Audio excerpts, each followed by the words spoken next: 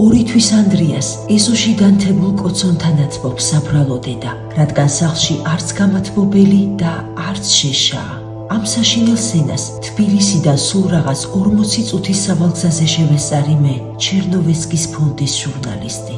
მაწონზე მყავს და დღეს უკვე მაწონი აღარ აქვს და გაგიჟებას ვარ საიდან მოუტანო ან რა ვაჭამო. ეს მე პატრონებს გვაცლებებს იმის გამო რომ ქირას ვერ ვაძლევთ. გუშინაც იყო მოსული და ასე გითხეს რომ ბინა დამიცალე თუ და ისაც წავიყვანო პატარები წარმოდგენა არა მაქვს. აი ეს ორი თვის ბავშვი სად წავიყვანო გაგიჟებასა ვარ მისული. დამცივ ზამთარში სად მყავდეს აი არ ვიცი. ქუჩაში დავრჩებით. არც სოციალური არ გვაქვს.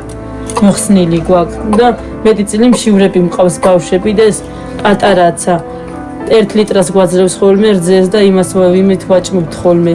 სოციალური დახმარება რატომ მოგიხსნეს? ეს პატარა რო გვეყოლა ჩავაჩე ემატა და მეორე თვია უკვე რო არ აგვიღია და რაც გაჩერებული გვაქვს ძალიან გაგვიჭირდა მეტი წილი მშივრები ვართ. 3 წლის ლაზარემ და 5 წლის ანა მარიამ პურის ნატეხი გამომიწოდეს. არადა შიმშილისგან დაუძლურებული ბავშვების ერთადერთი საკვები მათ სახლში სწორედ რომ ეს პური იყო.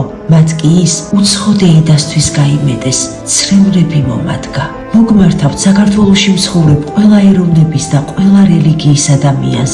სიკეთეს არ აქვს ეროვნება, სიკეთეს მხოლოდ ერთი ღმერთი ჰყავს. დიახ, დღეს მთელი საქართველო უნდა გავერთიანდეთ 2 თვის ანდრიას, 3 წლის ლაზარეს და 5 წლის ანა მარიას გადასარჩენად.